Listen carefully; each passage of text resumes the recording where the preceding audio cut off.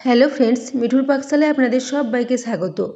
আজ আমি half cup কড়াইশুঁটি ও half cup বেসন দিয়ে ভীষণই টেস্টি একটা রেসিপি আপনাদের সাথে শেয়ার করছি। এই জন্য প্রথমেই একটা ফ্রাই প্যান বসিয়ে দিয়েছি গ্যাসে, তাতে মেজারিং কাপ মেপে 1 কাপ পরিমাণে জল দিয়েছি। ওই সাথে হাফ কাপ কড়াইশুঁটি ও একটা বড় সাইজের আলুকে ছোট টুকরো করে কেটে নিয়েছিলাম, সে আলুটা পরিষ্কার করে ধুয়ে এর সাথে দিয়ে দিলাম। ওই সাথে একটু স্বাদ মতো লবণ দিয়ে দিলাম। লবণটাকে এরপর জলের মধ্যে খুব ভালো করে একটু মিশিয়ে নিচ্ছি। এরপর এটাকে ঢাকা দিয়ে রেখে দেব প্রায় 5 থেকে 7 মিনিটের জন্য, একদম লো ফ্লেমে। 7 মিনিট পর আমি ঢাকাটা খুলে নিলাম। তো এখন চেক করে নিচ্ছি আলু ও কড়াইশুঁটির জলটা পুরোপুরি শুকিয়ে গেছে এবং এটা খুব ভালো মতো সেদ্ধ হয়ে গেছে। তো দেখুন আলু ও কড়াইশুঁটি দুটোই ভালো মতো সেদ্ধ হয়ে গেছে, সেজন্য আমি হাতার সাহায্যে এগুলোকে একটু খুব ভালো করে স্ম্যাশ করে নিচ্ছি। গ্যাসটা এখন অফ করে দিয়েছি। এরপর এই গরম ফ্রাই প্যানের মধ্যে এগুলোকে একটু এভাবে হাতার সাহায্যে খুব ভালো করে স্ম্যাশ করে নিচ্ছি। যেহেতু এগুলো গরম আছে এবং ভীষণই ভালো মতো সেদ্ধ হয়ে গেছে, তাই হাতার সাহায্যে খুব ভালো মতো করে এগুলো স্ম্যাশ হয়ে যাবে।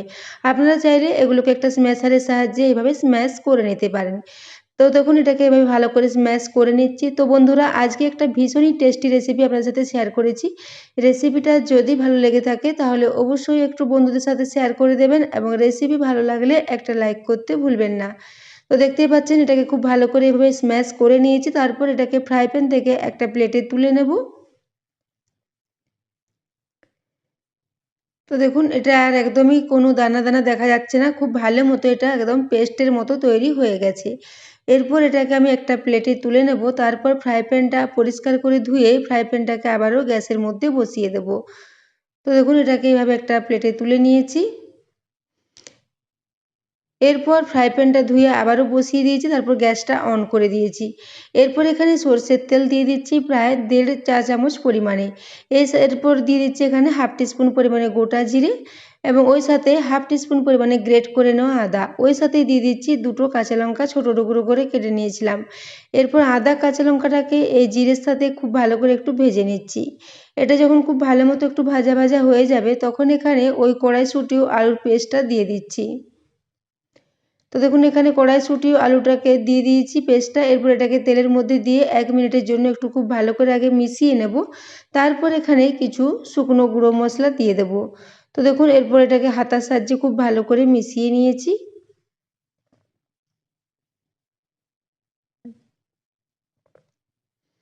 এরপর এখানে দিয়ে দিচ্ছি 1/4 টিস্পুন পরিমাণে একটু হলুদের গুঁড়ো, ওই সাথে হাফ টিস্পুন পরিমাণে এখানে ধনে গুঁড়ো। এরপর এখানে প্রায় 12 থেকে 13টা বাদামকে একটু শুকনো কড়ায় ভেজে নিয়েছিলাম। তারপর খোসাটা পরিষ্কার করে এটাকে হামালদিস্তার মধ্যে দিয়ে একটু ভাঙা ভাঙা করে রেডি করে নিয়েছিলাম। সেই এখানে বাদামটা দিয়ে দিয়েছি। বাদামটা দিলে খাওয়ার সময় মুখে পড়লে এর টেস্টটা ভীষণই ভালো লাগবে। তো এরপর আমি বাদামটা দিয়ে ও শুকনো গুঁড়ো মশলাগুলো দিয়ে আবারও 1.5 থেকে 2 মিনিটের জন্য একটু খুব ভালো করে মিশিয়ে নিয়েছি।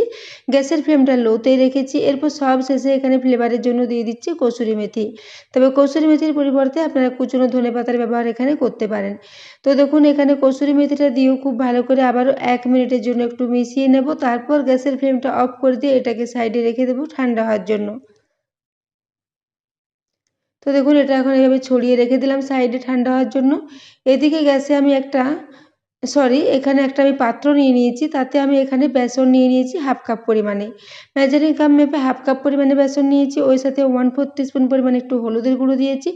ওই সাথে প্রায় 1 চা চামচ পরিমাণে জিরে গুঁড়ো, 1 চা চামচ পরিমাণে ধনে গুঁড়ো, ওই সাথে একটু ঝাল লঙ্কার গুঁড়োও দিয়েছি 1/4 টিস্পুন পরিমাণে। এরপর এখানে দিয়ে দিচ্ছি প্রায় 2 চা চামচ পরিমাণে কালো জিরে। কালো জিরে দিলে এর টেস্টটা ভীষণই ভালো লাগবে, তাই কালো জিরেটা অবশ্যই দিতে হবে। এরপর সবশেষে দিয়ে দিলাম স্বাদ মতো একটু লবণ। এরপর জল দিয়ে এর একটা বেশ মিডিয়াম মতো ব্যাটার রেডি করে নিচ্ছি। তো অল্প অল্প করে জল দিয়ে এটাকে মেখে নেব। একবারে বেশি জল দিয়ে এটাকে একদমই পাতলা করে মাখা যাবে না। তো দেখুন এটাকে এইভাবে ক্রমাগত জল দিয়ে খুব ভালো করে মিশিয়ে নিচ্ছি। তো দেখুন এটাকে এভাবে খুব ভালো করে মিশিয়ে নিলে তারপরে এখানে দিয়ে দেবো আমি এখানে চালের গুঁড়ো। চালের গুঁড়ো দিলে এটা ভীষণই খাস্তা ও মুচমুচে মতো রেডি হবে। তো দেখুন এখানে বেসনটা খুব ভালো করে মেশানো হয়ে গেছে। তারপর দিয়ে দিচ্ছি 1 চামচ পরিমাণে এখানে চালের গুঁড়ো। চালের গুঁড়ো খুব বেশি দেওয়ার প্রয়োজন নেই। আমরা সাধারণত যে চামচে করে খাবার খেয়ে থাকি সেই চামচেরই 1 চামচ পরিমাণে এখানে চালের গুঁড়ো দিয়েছি। এরপর চালের গুঁড়োটাকে দিয়ে এর সাথে আবারও খুব ভালো করে মিশিয়ে নিচ্ছি। তো ব্যাটারের কনসিস্টেন্সিটা দেখেই বুঝতে পারছেন, এরকম একটা বেশ মিডিয়াম ঘনত্বের ব্যাটার আমাদের রেডি করে নিতে হবে। তো ব্যাটারটা এখন রেডি হয়ে গেছে। এদিকে আমি ওই কড়াইশুঁটি আলুর যে পেস্টটা রেডি করে রেখেছিলাম সেটা এখন ঠান্ডা হয়ে গেছে। এটাকে হাতে করে আবারও খুব ভালো করে একবার মিশিয়ে নিলাম। এরপর এখান থেকে খুবই ছোট্ট ছোট্ট করে একটু এভাবে নিয়ে গোল গোল করে প্রথমে একটা চ্যাপ্টা চ্যাপ্টা করে এগুলোকে এভাবে রেডি করে নেব। তো দেখুন এভাবে একটা এখানে রেডি করে নিয়েছি। এরপর এগুলোকে একে একে প্লেটে নিয়ে নেব। এইভাবে ছোট্ট ছোট্ট টিকিয়ার মতো করে এগুলোকে রেডি করে নিচ্ছি। তো কড়াইশুঁটির সাথে আলু দেওয়ার জন্য এর মধ্যে বাইন্ডিংটা খুব ভালো এসেছে, এটা খুব ভালো মতো রেডি হয়ে যাবে। তো দেখুন এরপর আমি এইভাবে ছোট ছোট টিকিয়ার আকারে সমস্তগুলোকে রেডি করে নিয়েছি। এখানে আমার মোট ৮টা মতো টিকিয়া রেডি হয়েছে। এরপর আমি ওই যে ব্যাটারটা রেডি করে রেখেছিলাম তার মধ্যে প্রায় 1/4 টিস্পুন পরিমাণে একটু বেকিং সোডা দিয়ে দিলাম। বেকিং সোডা দিলে এটা ভীষণই ফোলা ফোলা মতো রেডি হবে। তো বেকিং সোডাটা দিয়ে এটাকে খুব ভালো করে চটজলদি মিশিয়ে নিচ্ছি। এটা মেশানো হয়ে গেলে ওই যে টিক্কাগুলো রেডি করে রেখেছি ওগুলোকে এই ব্যাটারের মধ্যে একটা একটা করে দেবো, আর এই ব্যাটারের মধ্যে খুব ভালো করে কোট করে নেব। তারপর এগুলোকে গরম তেলের মধ্যে দিয়ে ফ্রাই করে নেব। তো বন্ধুরা আজকে আমি একটা আপনাদের সাথে কড়াইশুঁটির চপের রেসিপি শেয়ার করেছি।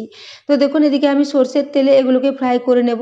যে কোনো ধরনের পকোড়া বা সিঙ্গাড়া সরষের তেলে ফ্রাই করলে তার টেস্টটা ভীষণই ভালো হয়, সেজন্য আমি এগুলোকে সরষের তেলে ফ্রাই করছি। তবে আপনারা চাইলে রিফাইন্ড অয়েলের মধ্যেও এগুলোকে ফ্রাই করতে পারেন। তো দেখুন একে একে আমি এগুলোকে ওই ব্যাটারের মধ্যে কোট করে তেলের মধ্যে দিয়ে দিয়েছি। তো এইভাবে আমি চারটে চারটে করে এগুলোকে ভেজে নেব।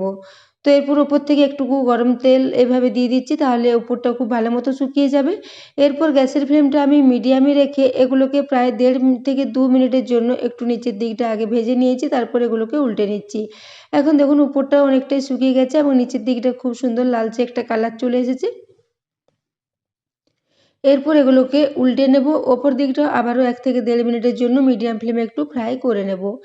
তো এগুলো খুব বেশিক্ষণ সময় লাগবে না ফ্রাই হতে। মিডিয়াম ফ্লেমে এইভাবে প্রায় 3 থেকে 4 মিনিট ধরে সময় নিয়ে একটু উল্টে পাল্টে ফ্রাই করে নিলে এগুলো ভীষণই খাস্তা ও মুচমুচে মতো রেডি হয়ে যাবে। তো বন্ধুরা এগুলো আপনারা বাড়িতে বিকেলে চায়ের সাথেও বানিয়ে খেতে পারেন, কিংবা হঠাৎ বাড়িতে গেস্ট আসলেও এখন এই শীতকালের দিনে প্রচুর পরিমাণে কড়াইশুঁটি বাজারে পাওয়া যাচ্ছে। কড়াইশুঁটি দিয়ে এইরকম ধরনের একটা রেসিপি আপনারা কিন্তু ট্রাই করতে পারেন।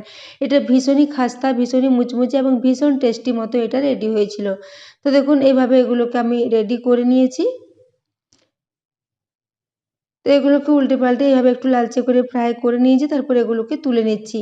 তো এগুলোকে আমি তুলে নেওয়ার পর একইভাবে আবারও 4টা আছে সেগুলোকে ওই একই ব্যাটারের মধ্যে কোট করে একইভাবে একটু উল্টে পাল্টে ভেজে নেব। তো বন্ধুরা আজকের রেসিপিটা যদি ভালো লেগে থাকে তাহলে অবশ্যই চ্যানেলটি সাবস্ক্রাইব করে আমার পাশে থাকবেন এবং পাশে থাকা বেল আইকনটি অবশ্যই প্রেস করে রাখবেন, তাহলে আমি যে কোনো নোটিফিকেশানে ছাড়ি না কেন তা সবার আগে আপনার কাছে পৌঁছে যাবে। তো দেখুন এখানে কড়াইশুঁটির চপগুলো প্রথম ব্যাচেরগুলো রেডি হয়ে গেছে। এরপর দ্বিতীয় ব্যাচে একইভাবে আবারও 4টে আমি এখানে দিয়ে দিচ্ছি। তো বন্ধুরা আজকের রেসিপিটা বানিয়ে নেওয়া ভীষণই সহজ এবং ভীষণই টেস্টি মতো এটা রেডি হয়েছিল। তাই অবশ্যই রেসিপিটা আপনারা বাড়িতে একবার ট্রাই করবেন এবং কমেন্টে জানাতে ভুলবেন না আপনাদের কেমন লেগেছে। তো দেখুন দ্বিতীয় ব্যাচে আবারও কয়টা এখানে একদম খুব ভালো মতো লালচে করে ফ্রাই করে নিয়েছি, তারপর এগুলোকে তুলে নিচ্ছি। তো দেখতেই পাচ্ছেন এর কালারটা খুবই সুন্দর এসেছে। তো এইভাবে এগুলোকে আমি একটা প্লেটের মধ্যে নিয়ে নিচ্ছি। তো এর আওয়াজটা শুনেই আপনারা বুঝতে পারছেন এগুলো কতটা খাস্তা ও মুচমুচে মতো রেডি হয়েছে। তো এরপর আমি এগুলোকে প্লেটের মধ্যে সাজিয়ে নিয়েছি। তো বন্ধুরা এগুলোকে আপনারা চাইলে বিকেলে চায়ের সাথেও সার্ভ করতে পারেন, কিংবা এগুলোকে যে কোনো ধরনের চাটনির সাথেও সার্ভ করতে পারেন, খেতে ভীষণই ভালো লাগবে। তো এরপর আমি এর একটা আওয়াজ আপনাদের দেখিয়ে দিচ্ছি।